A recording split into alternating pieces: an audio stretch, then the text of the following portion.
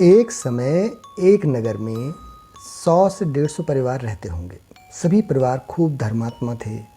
प्रतिदिन पूजा पाठ हुआ करती थी, यज्ञ हवन हुआ करता था।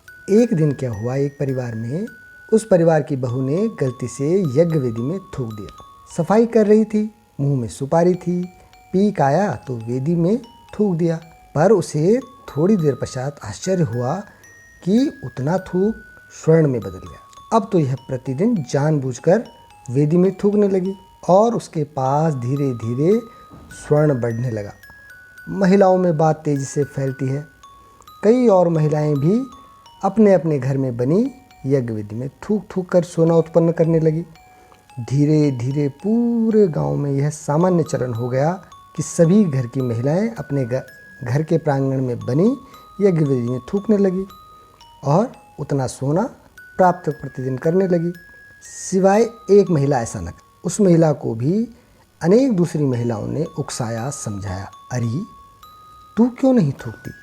वह बोली, बात यह है कि मैं अपने पति की अनुमति के बिना यह कार्य हरगिज़ नहीं करूँगी और वे जहाँ तक मुझे ज्ञात है इसकी अनुमति नहीं देंगे।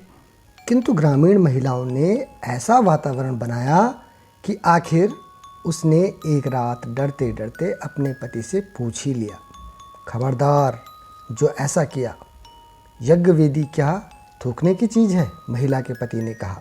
पति की गरजदार चेतावनी के आगे बेबस वह महिला चुप हो गई। पर जैसा वातावरण था और जो चर्चाएं होती थी उनसे वह साध्वी स्त्री बहुत व्यथित रहती। खासकर उसके सूने गले को लक्ष्य कर अन्य स्त्रियां अपने नए कंठहार, नए आभूषण दिखाकर उसे ताने मारती रहती थी।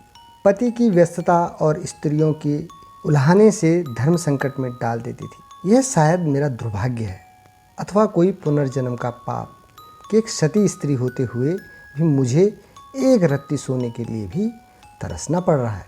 शायद यह मेरे पति का कोई गलत निर्णय है। इस धर्माचरण ने मुझे दिया ही क्या है? जिस नियम के पालन से दिल कष्ट पाता रहे उसका पालन क्यों करूं? और हुआ यह कि वह बीमार रहने लगी। पतिदेव इस रोग को ताड़ गए। अपनी पत्नी की बीमारी का कारण वो समझ गए। उन्होंने एक दिन ब्रह्म मुहूर्त में ही सपरिवार उस गांव को त्यागने, उस नगर को त्यागने का निर्णय ले लिया। गाड़ी में सारा सामान डाला, वे रवाना हो गए। सूर्य उदय से पहले वे बहुत दूर निकल जाना चाहते थे, किंतु अरे यह क्या हुआ? ज्यों ही वे गांव की सीमा के बाहर निकले, पीछे भयानक विस्फोट हुआ। पूरा गांव धूं धूं करके जलने लगा। सज्जन दंपत्ति अवाक रह गया और उस स्त्री को अपने पति का महत्व समझ आ गया।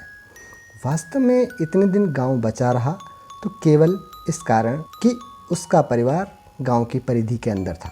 दोस्तों, इसीलिए धर्माचरण करते रहें। कुछ पाने के लालच में इंसान बहुत कुछ खो बैठता है। इसीलिए लालच से बचें व धर्माचरण का त्याग कतई न करें।